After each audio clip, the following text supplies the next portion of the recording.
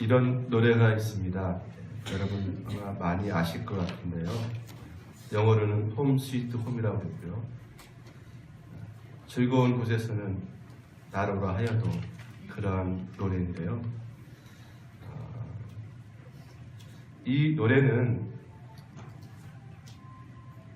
미국의 극작가 존 하워드 페인이라는 사람이 이 노랫말을 짓고 영국의 작곡가 헨리 비션이라는 사람이 만들어졌는데요. 이 노래에 대한 이러한 감동적인 사건이 있었습니다.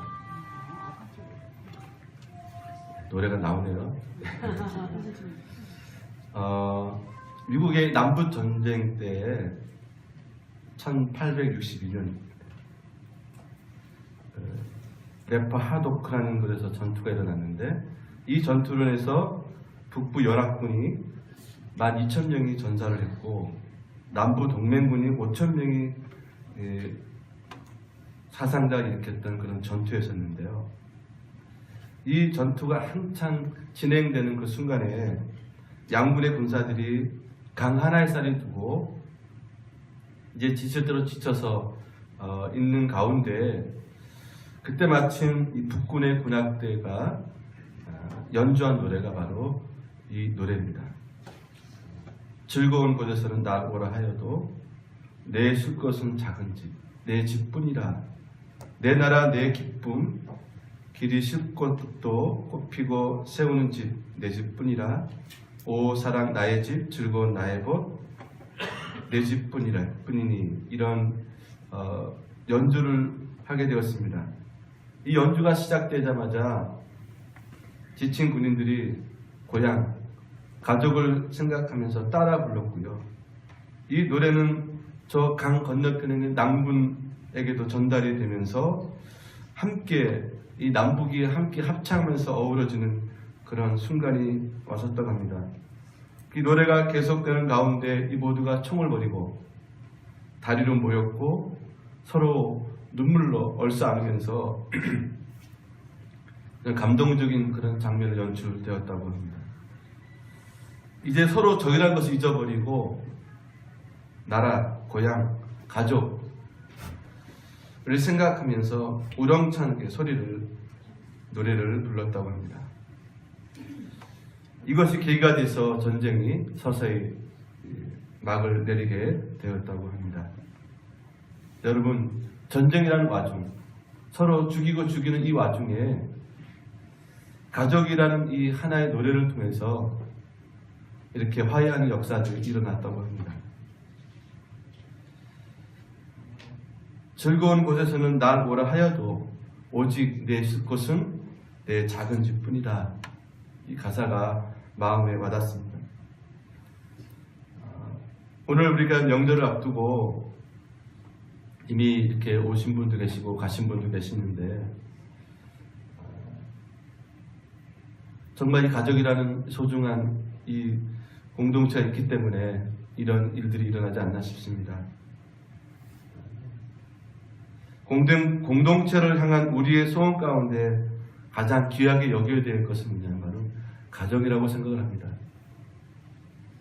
가정이 어떤 공동체보다도 너무나도 중요하다는 사실입니다. 이것은 창조 원리 가운데 잘 나타나 있고요. 하나님은 사람을 만드시고 이어서 공동체 제도를 설립하셨는데 그것이 바로 국가나 사회, 심지어는 교회도 아니고 가정을 만드셨다는 사실입니다.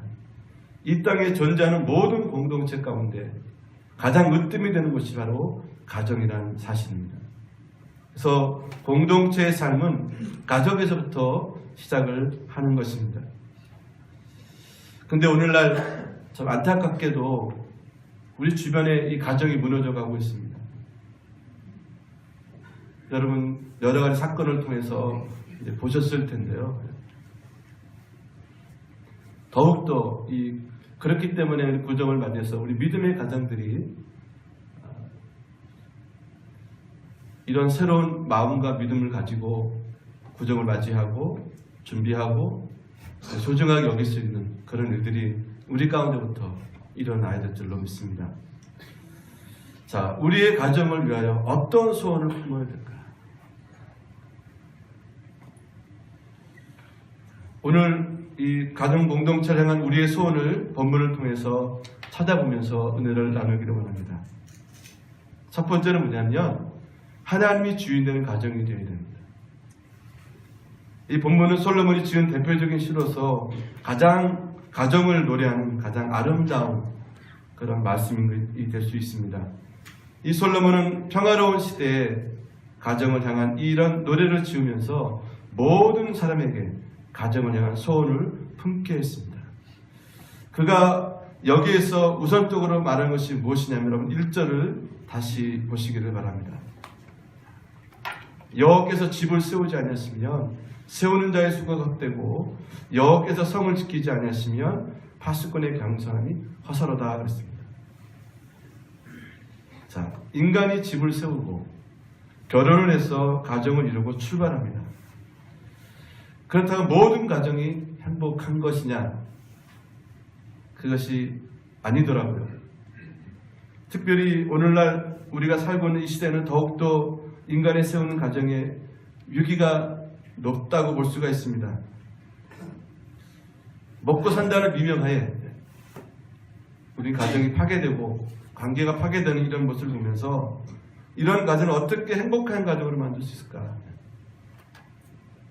성경은 그것을 하나님이 주도하는 가정, 하나님이 주인이 되시는 가정임을 강조하고 있습니다. 그래서 가정을 노래하는 비슷한 시편 128편에 보게 되면 이렇게 선포합니다. 여호와를 경외하며 그의 도를 행하는 자마다 복이 있도다. 하나님을 주인을 모시고 하나님을 경외하며 그 도에 복종하는 개인, 가정이 바로 행복한 가정이다라고 말씀하고 있고 이것이 가정의 소원이 되어야 된다. 여러분의 가정은 어떤 소원이 있습니까? 여전히 우리가 돈을 더 많이 벌어야겠습니까?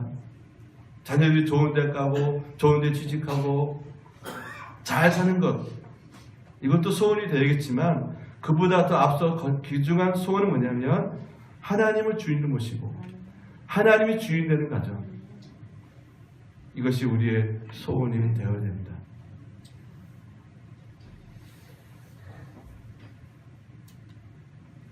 저는 하나님께 이 가정을 위해서 기도할 때마다 주시는 마음은 뭐냐면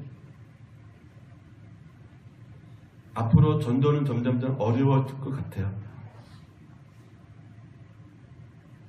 이제 기성세대들이 하나하나 물러가게 되면 아마 우리도 어쩌면 유럽 같은 교회가 될지는 모르겠습니다. 자, 이것을 우리가 바로 잡고 이것을 세워가기 위해서 한 가지 우리가 명심해야 될 것은 뭐냐면 우리 믿음의 가정들이 다른 자녀 말고 내 가족, 내 자녀부터 믿음으로 먼저 바로 세워야 된다. 여러분 이것은 우리 믿음의 가정들의 가장 중차대한 소원이고 가장 큰 기도 제목이 아닐 수 없습니다.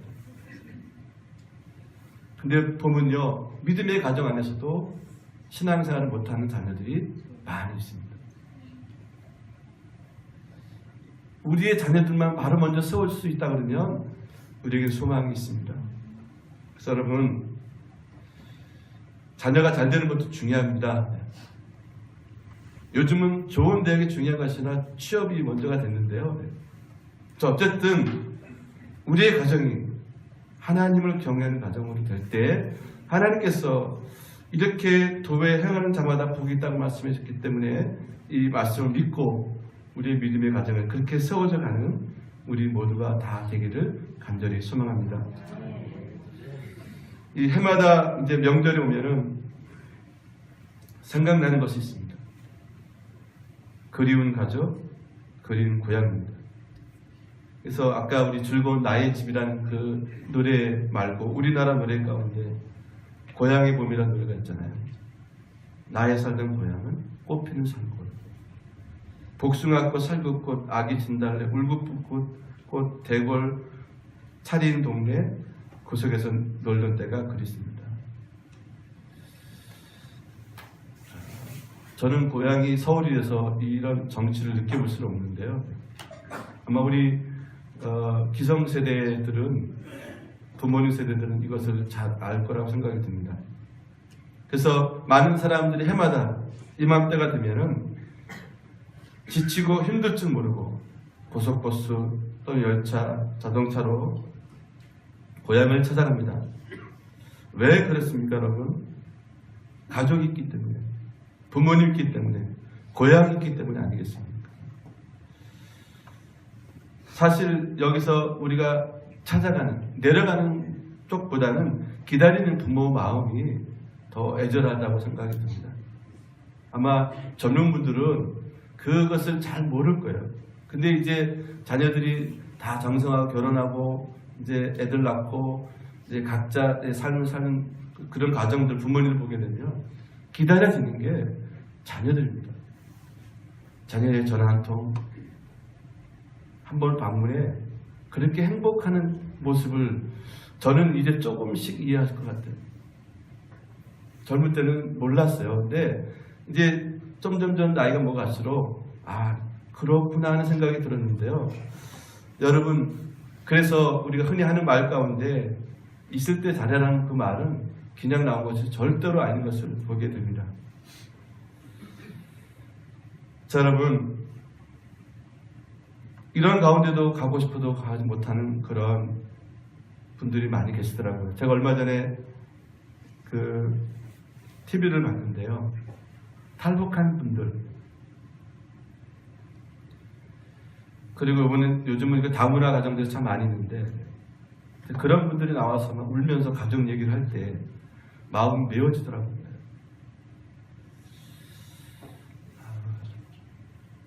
자, 여기 계신 분들 가운데도 그런 분들 계실지 모르겠는데요. 이미 고향은 없고 부모님이 안 계시고. 그러나 여러분, 하나님을 생각하고 우리의 영원한 고향은 천국이잖아요. 천국 바라보면서 위로를 받으시는 여러분 되시기 바랍니다. 자, 이런 명절 때 그리운 가족과 함께 떠오르는 것은 뭐냐면 무서운 가족이 있습니다. 만나기 두려운 가족들이 있어요. 그러니까 어쩔 수 없이 가야 되고 또 부딪혀야 되는 가족과 함께 즐거운 시간을 보내야 되는데 그렇지 못한 경우들이 아주 많이 있습니다. 아마 여러분 직계 가족과 사촌들 포함해서 보면 가정마다 꼭 이렇게 아픔들이 있을 거예요. 무엇보다도 신앙인에게서 있어서는 이 제사 문제로 더욱 힘들고 어렵게 보내는 명절이 되신 분들 계실 겁니다. 그래서 이런 어떤 경우에는 마치 영적인 전투 현장에서 하는 그런 비장한 각오로 명절을 맞이하시는 분들 계실 겁니다. 이것은 우리 민족이 영원히 풀어야 할 숙제이고요. 우리 믿는 자가 끝까지 이겨야 할 싸움이기도 한 것입니다. 오늘 이것 때문에 힘들어하는 성도가 있다면 다시 힘을 내시기를 바랍니다. 그리고 하나님 때를 바라보시기를 바랍니다. 우리는 분명 하나님의 주인인 가정, 하나님이 주도하는 나라, 민족 공동체가 얼마나 큰 축복과 은혜를 받는지 잘 압니다. 그래서 여러분 낙심하지 말고 힘들어도 이겨내신 여러분 되시기 바랍니다. 그리고 믿음으로 지혜롭게 잘 극복해 나가시기를 바랍니다. 세상 모든 민족의 구원 얻기까지 쉬지 않으신 하나님, 나의 온 가족이 구원 얻기까지 동일하게 쉬지 않고 지금도 우리 함께 하시고 역사하신 하나님, 그분이 우리와 함께 하십니다. 모든 가정이 다 예수 믿고 구원받고 모든 가정이 하나님의 주인을 모시고 섬기는 가정이 되기까지 우리는 낙심하지 말고 끝까지 믿음의 길을 갈 수 있기를 바랍니다. 때가 되면 언젠가 하나님께서 우리 가정의 소원을 이루어 줄 줄로 믿습니다. 두 번째로는 화목한 가정입니다. 오늘 본문 말씀은 가정을 위한 솔로몬의 노래라고 했는데요. 2절에 이런 말씀이 나옵니다. 너희가 일찍 일어나고 늦게 누우며 수고의 떡을 먹으며 헛되도다. 그러므로 여호와께서 그 사랑하신 자에게 잠을 주시는도다. 자, 어떻게 보면은 잘 연결되지 않는 말씀 같아요.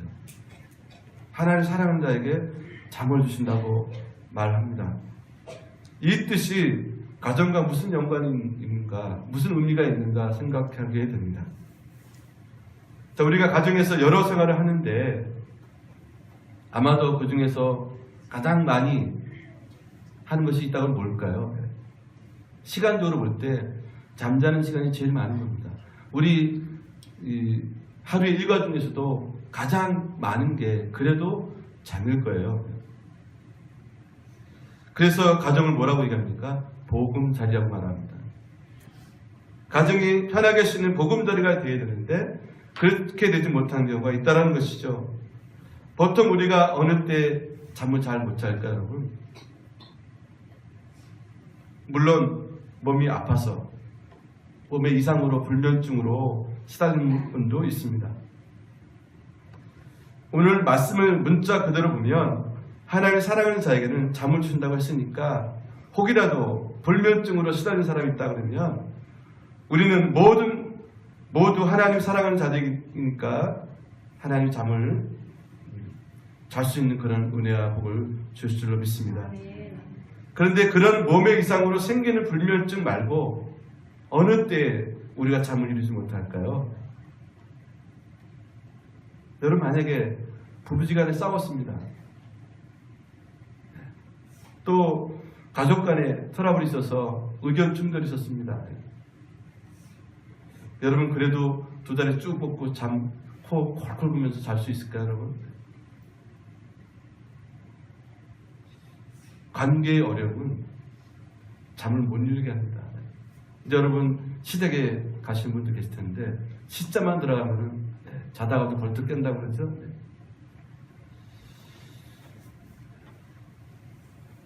이런 경우들. 그러므로 여기 하나님이 잠을 주신다는 말의 의미는 뭐냐면 화목을 강조하는 것입니다. 화목, 평화, 평안, 화해, 바로 이것이 보금자리를 만드는 방법이고 그런 가정이 될 때 비로소 편하게 잘 수가 있습니다.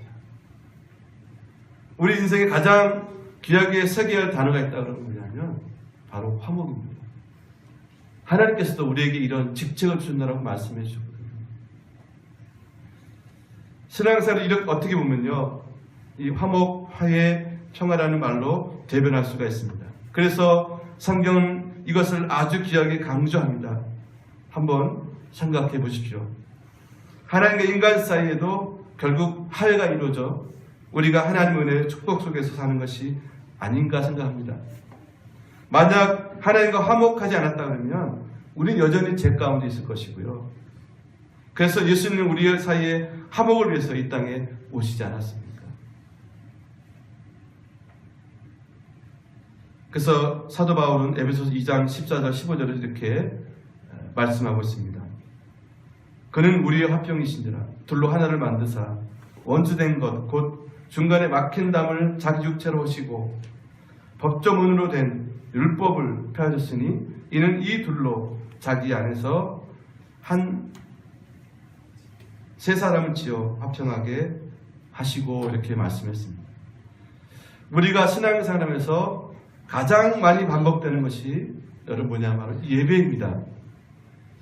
예배도 역시 화목과 아주 밀접한 관계가 있습니다. 화목한 상태에서 예배와 그렇지 못한 사이의 예배는 엄청나게 큰 차이가 있습니다. 예배 자체가 하나님과 인간의 화목을 이루는 현장이기 때문에 그렇습니다. 인간 사이의 화목도 예배자에게 무엇보다도 중요하다는 것을 우리는 알아야 되는데요. 그래서 주님은 이렇게 말씀하셨습니다. 마태복음 5장 23절 24절에 보면 그러므로 예물을 제단에 드리다가 거기서 내 형제에게 원망될 만한 일이 생각나거든 예물을 제단 앞에 두고 먼저 가서 형제와 화목하고 그 후에 와서 예물을 드리라.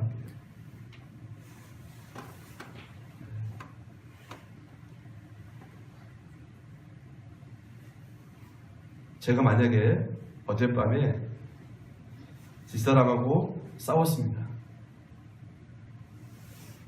그러면 제가 이 자리에 어떻게 설 수 있을까요? 저는 예배를 인도하고 설교하는 자 이전에 예배자로서 합당치 않게 선거했게 되는 겁니다. 아마 제 생각 가운데, 제 심정 가운데는 그것 때문에 아마 온전한 예배를 드리지 못할 거예요.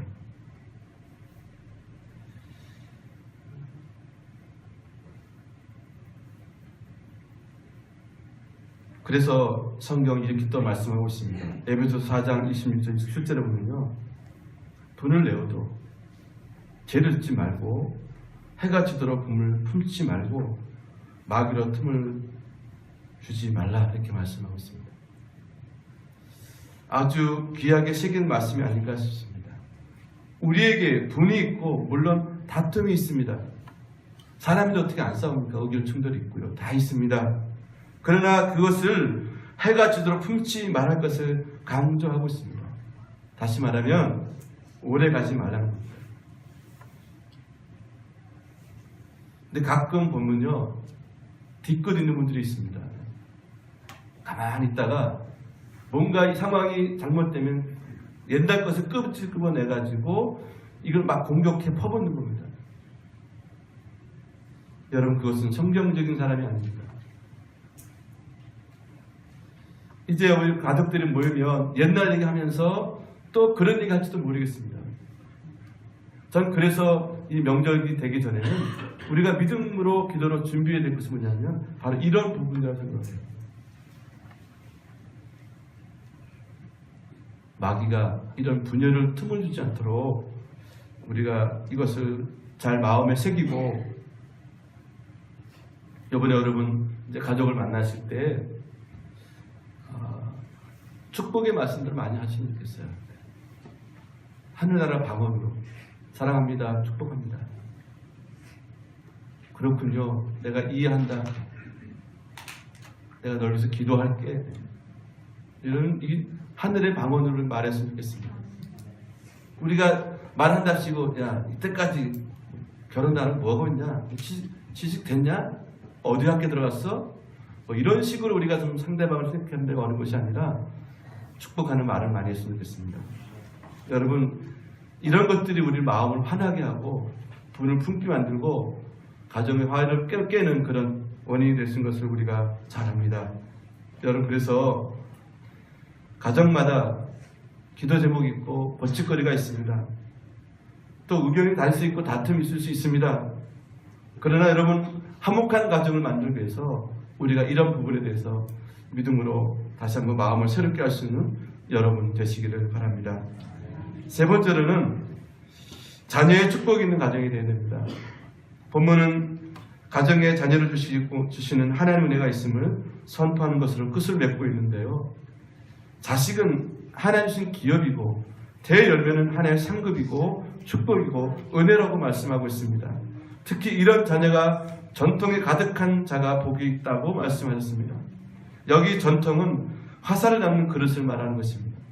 화살을 담는 그릇에 화살이 가득한 것이 당시 얼마나 든든한 것인지 잘 보여주고 있는데요.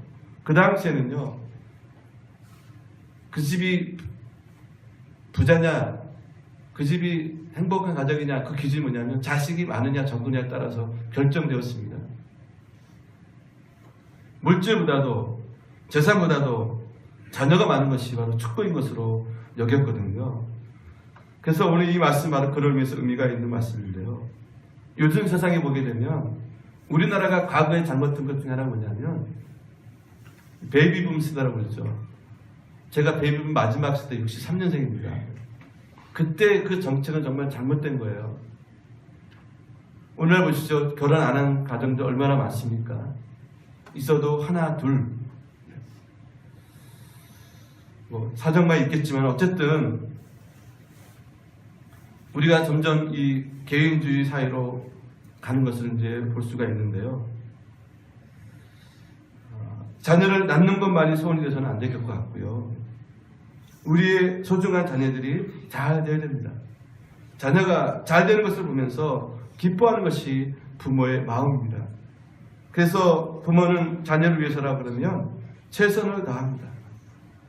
적어도 부모라 그러면 자, 우리는 그래서 늘 이런 마음을 가지고 있는데요. 부모보다 자녀가 잘 되는 것을 믿는 것이 성경적으로 맞는 것인데요. 하나님의 축복은 계속해서 밑으로 아래로 흘러가는 것입니다. 부모보다 자녀가 잘 되고 자녀보다 또 다음 세대가 더 잘 돼야 됩니다. 우리는 이런 소원을 품고 한 해를 새롭게 출발했으면 좋겠습니다. 근데 여러분, 참 안타까운 것은 우리 자녀 세대들, 손자 손녀 세대들, 다음 세대들 여러분 보시기에 소망이 넘쳐나십니까? 아니면 염려가 되십니까?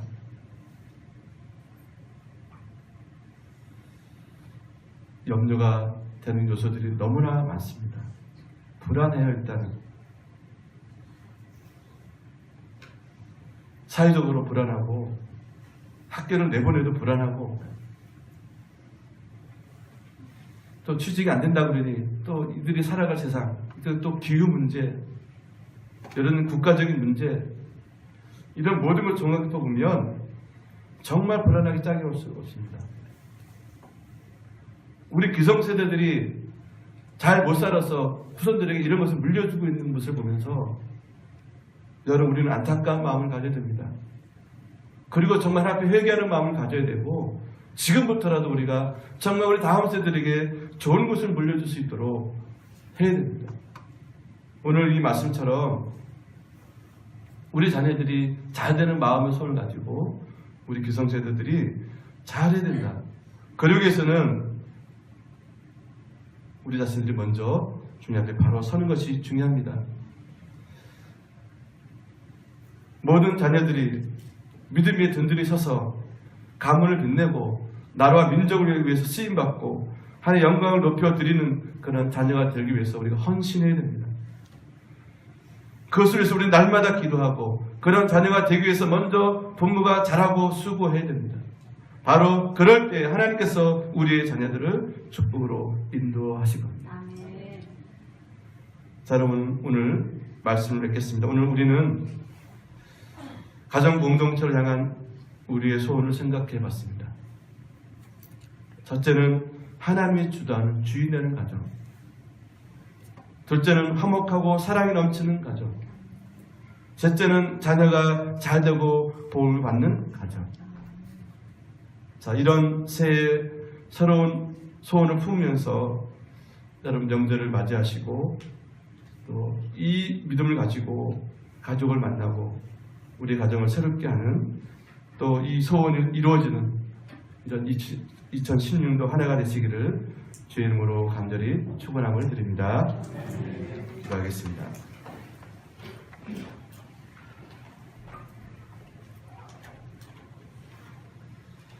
하나님, 우리에게 너무나도 소중한 가족, 가정 주심을 감사합니다. 하나님께서 주신 것, 이 가족을 나는 어떻게 생각해왔고 어떻게 대했는지 이 시간 돌아보면서 새로운 꿈과 비전을 갖기를 원합니다. 우리가 속한 이 가정이 하나님이 함께하는 가정, 하나님의 복과 영광을 돌리는 가정, 우리의 자녀들이 믿음 안에서 잘 되는 가정, 이런 꿈과 소망과 비전을 품고 이제 명절을 맞이해서 만나는 모든 가족들 안에 서로 화목하고 행복한 즐거운 가정 되게 해 주시옵소서. 이를 위해서 우리 믿는 자들이 기도하고 또 모든 가족들에게 이런 본이 될 수 있는 그런 명절 설날 되게 해 주시옵소서. 예수님 이름으로 기도 올려옵나이다. 아멘.